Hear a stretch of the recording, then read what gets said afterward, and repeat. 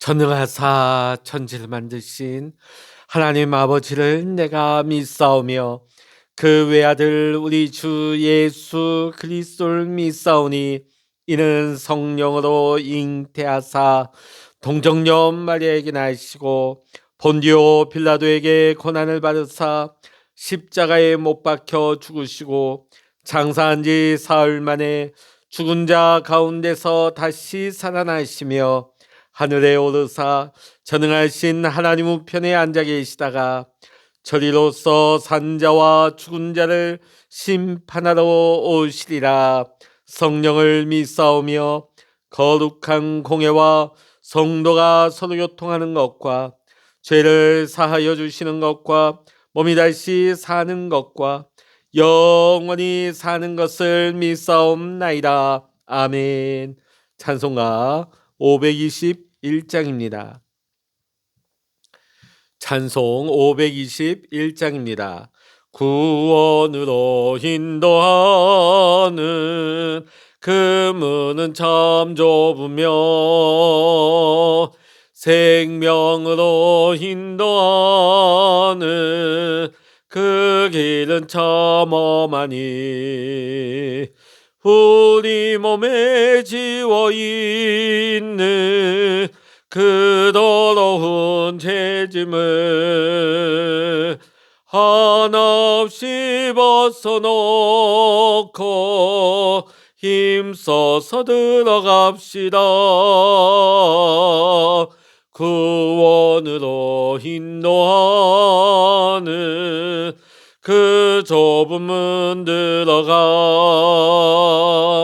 영생으로 인도하는 그 생명길 갑시다. 이 세상에 많은 사람 큰 문으로 들어가 넓은 길로 갈지라도 멸망으로 끝나니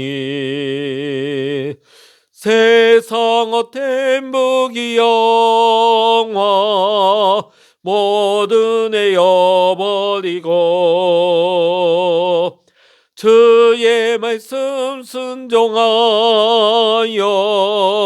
그 생명길로 갑시다. 구원으로 인도하는 그 좁은 문 들어가 영생으로 인도하는 그 생명길 갑시다. 구원의 문 열렸으니 주의 공로 힘입어 주저 말고 들어가서 생명길로 갑시다. 구원의 문 닫힌 후에 들어가고 싶으나 한 번 닫힌 구원의 문 또 열려지지 않으리. 구원으로 인도하는 그 좁은 문 들어가 영생으로 인도하는 그 생명길 갑시다. 아멘. 이 시간 우리에게 주시는 하나님의 말씀 히브리서 10장 18절로부터 마지막 39절까지입니다. 히브리서 10장 19절부터입니다. 10장 19절부터 39절까지 신약 성서 364면입니다. 히브리서 10장 19절부터 같이 읽겠습니다. 그러므로 형제들아 우리가 예수의 피를 힘입어 성소에 들어갈 담력을 얻었나니 그 길은 우리를 위하여 휘장 가운데로 열어놓으신 새로운 살 길이요 휘장은 곧 그의 육체니라. 또 하나님의 집 다스리는 큰 제사장이 계심에 우리가 마음의 뿌림을 받아 악한 양심으로부터 벗어나고 몸은 맑은 물로 씻음을 받았으니 참마음과 온전한 믿음으로 하나님께 나아가자. 또 약속하신 이는 믿으시니 우리가 믿는 도리의 소망을 움직이지 말며 굳게 잡고 서로 돌아보아 사랑과 선행을 격려하며 모이기를 피하는 어떤 사람들의 습관과 같이 하지 말고 오직 권하여 그날이 가까움을 볼수록 더욱 그리하자. 우리가 진리를 아는 지식을 받은 후 짐짓 죄를 범한즉 다시 속지 않은 제사가 없고 오직 무서운 마음으로 심판을 기다리는 것과 대적하는 자를 태울 맹렬한 불만이 있으리라. 모세의 법을 폐한 자도 두세 증인으로 말미암아 불쌍히 여김을 받지 못하고 죽었거든. 하물며 하나님의 아들을 짓밟고 자기를 거룩하게 한 언약의 피를 부정한 것으로 여기고 은혜의 성령을 욕되게 하는 자가 당연히 받을 형벌은 얼마나 더 무겁겠느냐. 너희는 생각하라. 원수 갚는 것이 내게 있으니 내가 갚으리라 하시고 또다시 주께서 그의 백성을 심판하리라 말씀하신 것을 우리가 아노니 살아계신 하나님의 손에 빠져들어가는 것이 무서울진저 전날에 너희가 빛을 받은 후에 고난의 큰 싸움을 견디어낸 것을 생각하라.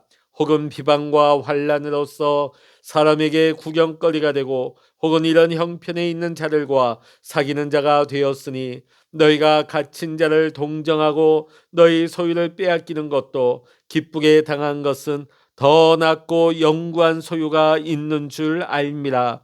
그러므로 너희 담대함을 버리지 말라. 이것이 큰 상을 얻게 하느니라. 너희에게 인내가 필요함은 너희가 하나님의 뜻을 행한 후에 약속하신 것을 받기 위함이라. 잠시 잠깐 후면 오실 이가 오시리니 지체하지 아니하시리라. 너희 의인은 믿음으로 말미암아 살리라. 또한 뒤로 물러가면 내 마음이 그를 기뻐하지 아니하리라 하셨느니라. 우리는 뒤로 물러가 멸망할 자가 아니요 오직 영혼을 구원함에 이르는 믿음을 가진 자니라. 아멘. 할렐루야.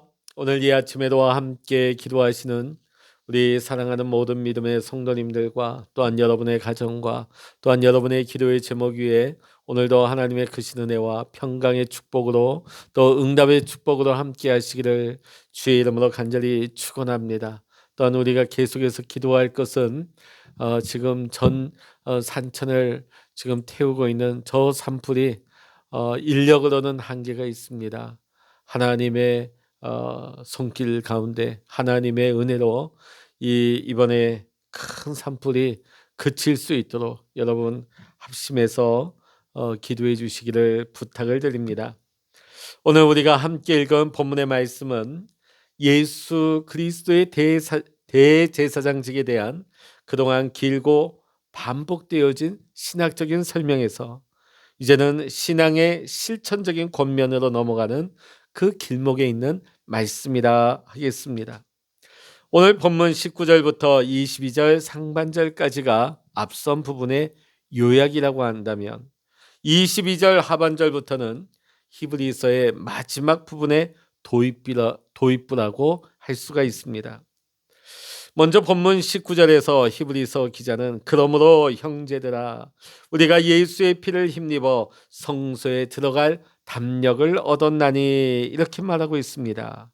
이 짧은 말 한마디 속에 예수 그리스도가 누구시며 그가 하신 일이 무엇인가에 대한 앞에 우리가 쭉 보아왔던 긴 설명이 압축되어 있습니다.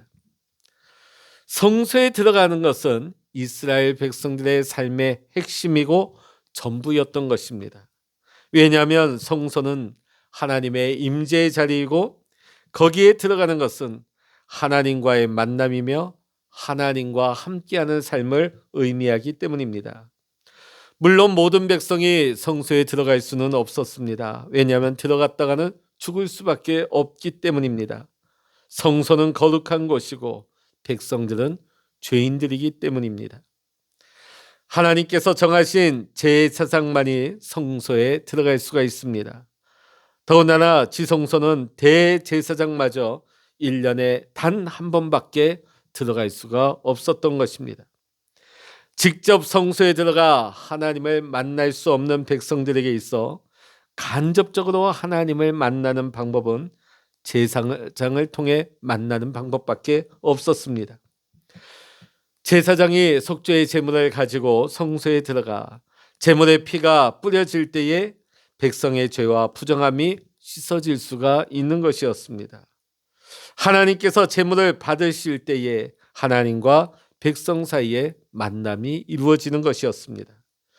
그렇게 하지 않고는 그 누구도 감히 성소에 들어갈 담력을 얻지를 못하는 것입니다. 하물며 우리 이방인들이야 어떻겠습니까? 자, 그런데 우리가 성소에 들어갈 담력을 얻었다는 것입니다. 즉 하나님께 나아가고 하나님을 만나며 하나님과 함께하는 삶을 이제 우리가 살 수 있게 된 것입니다. 예수의 피를 힘입어 성소에 들어갈 담력을 얻었기 때문입니다. 예수 그리스도께서 십자가에서 피를 흘리셨기 때문입니다. 예수님께서 십자가에서 모든 죄를 씻기 위해서 대속의 죽으심을 당하심으로 말미암아 하나님과 우리 사이가 화목해 되었습니다. 오늘 본문의 20절 말씀을 보면 예수 그리스도는 옛 이스라엘 백성뿐만 아니라 모든 사람들이 살 수 있는 새 길을 열어주셨습니다. 그 길을 여시기 위해서 예수 그리스도께서 십자가에 달려 돌아가시고 온몸이 찢기시는 고통을 당하셨던 것입니다. 예수님이 십자가에서 몸이 찢기신 후 피를 뿌리시고 숨을 거두실 때에 예루살렘 성전의 성소와 지성소 사이의 휘장이 위로부터 아래까지 둘로 갈라졌습니다. 이는 하나님께서 우리에게 하나님을 만나며 하나님과 함께할 길을 여셨음을 상징적으로 선포하신 것입니다. 누구든지 예수 그리스도를 믿기만 하면 하나님께로 나아갈 수가 있고 하나님이 하나님의 백성이 될 수 있게 하신 것입니다. 당시 성전을 다스리는 가장 높은 사람은 대제사장이었습니다. 모세 때의 성막이나 솔로몬 때의 성전은 하늘에 있는 참 하나님의 집의 모형이고 그림자입니다. 땅 위에 있는 사람의 손으로 지은 성전을 다스리는 대제사장이 있었듯이 하늘에 있는 참 하나님의 집을 다스리시는 큰 제사장이 계시는데 그는 하나님의 아들이신 예수 그리스도이십니다. 로마의 천주교인들 사이에서는 왕왕이 이런 우스갯소리를 했다고 합니다. 천국문 앞에 가면 베드로가 그 천국문 앞에서 이런저런 시험을 내고 치르게 하는데 그 문제를 맞출 때 천국문을 열어줄지 아니면 지옥으로 보낼지를 결정한다는 얘기입니다. 왜냐하면 가톨릭 교인들은 천국문을 열고 닫는 열쇠를 베드로가 갖고 있다고 생각했기 때문에 그런 우스개 같은 소리도 한 것이겠죠. 자, 그러나 우리 개신교의 신앙은 전혀 그렇지 않습니다. 하나님 나라에서는 베드로나 우리나 하나님 앞에서는 다 같은 백성일 뿐입니다. 우리가 믿음을 끝까지 지키고 하나님의 부르심을 받게 되면 어떤 문직이나 시험을 만나지 아니하고 곧바로 하나님의 집을 다스리는 큰 제사장이신 예수님의 환영을 받습니다. 그리고 예수님께 이끌려 하나님의 품에 안기게 되는 것입니다. 자, 오늘 본문의 22절 말씀이 이제 신학적인 설명에서 신앙적인 권면으로 옮겨가는 구절이 되겠습니다. 자, 22절 말씀 읽어보십니다. 우리가 마음의 뿌림을 받아 악한 양심으로부터 벗어나고 몸은 맑은 물로 씻음을 받았으니 참 마음과 온전한 믿음으로 하나님께 나아가자. 원래 세례는 온몸이 물속에 완전히 잠겼다가 들어갔다가 나오는 예식입니다. 몸을 맑은 물로 씻는 이 의식은 우리의 심령을 정결한 예수 그리스도의 피로 씻음을 상징하는 의식인 것입니다. 구약의 이스라엘의 제사장들이 희생제물에 피를 뿌림으로써 백성들의 죄와 부정함을 씻어냈듯이 예수 그리스도께서는 십자가에서 자신의 피를 뿌림으로써 우리의 모든 죄를 씻으시고 우리를 정결한 하나님의 백성 되게 하신 것입니다.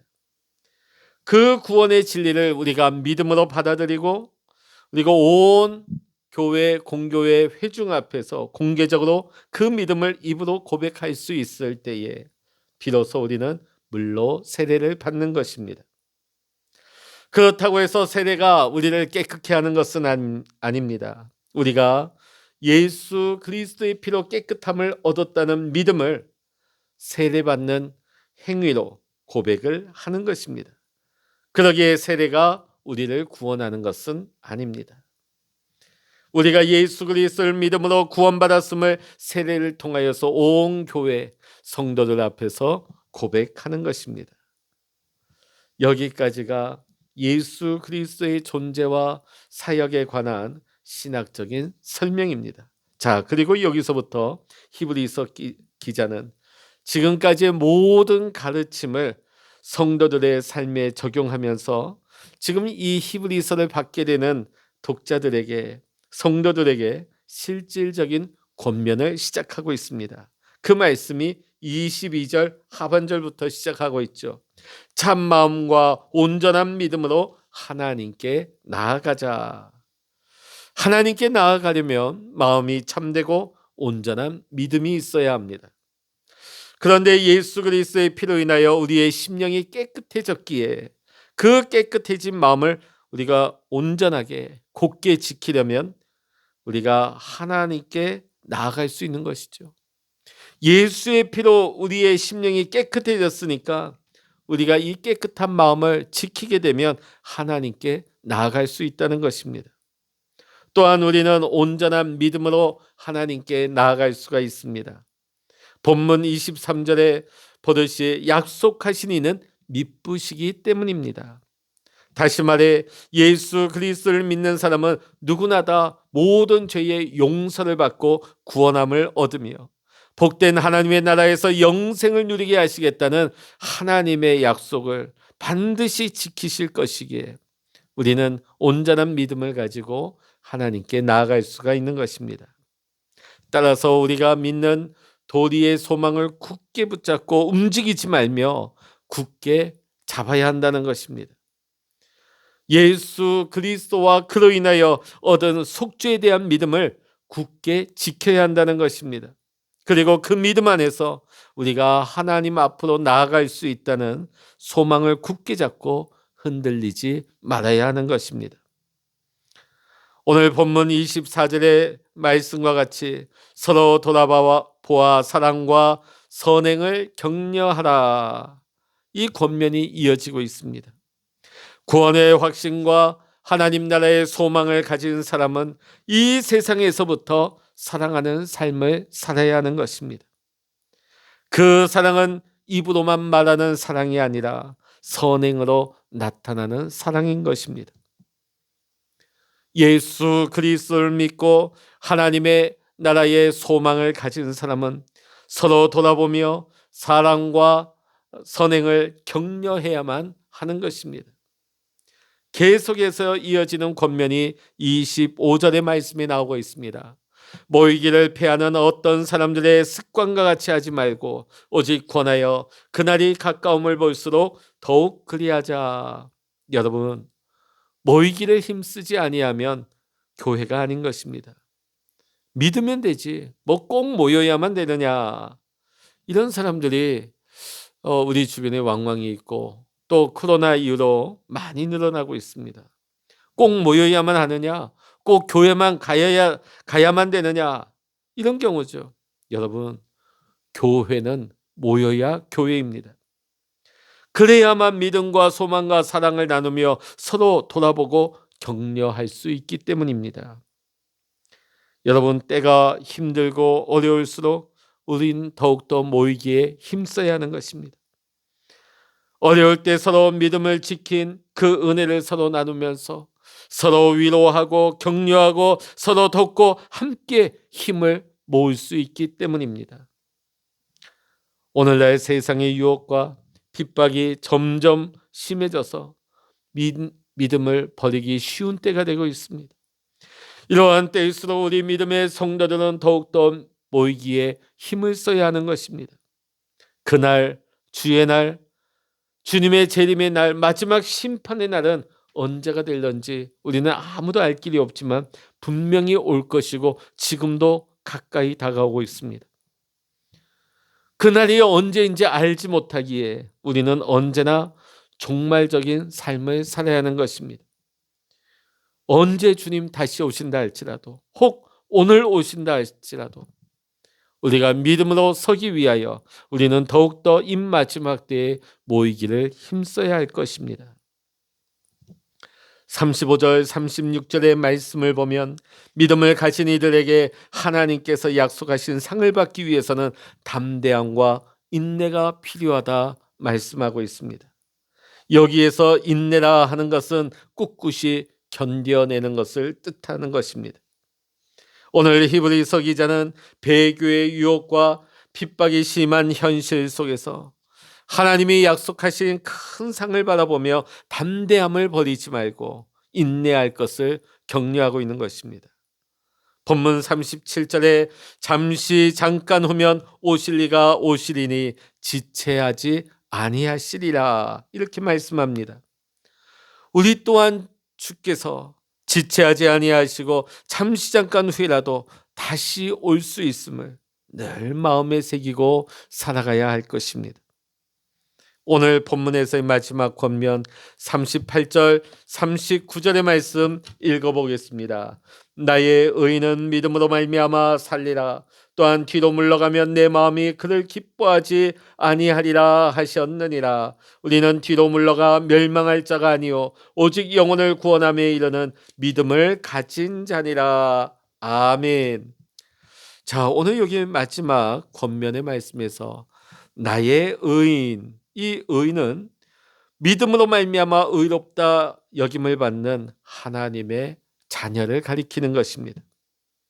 오직 믿음으로 의롭다 하심을 얻고 새 생명을 얻은 하나님의 자녀된 우리는 결코 믿음에서 물러서서는 안 된다는 것입니다. 왜냐하면 그런 사람을 하나님께서는 기뻐하시지 않기 때문입니다.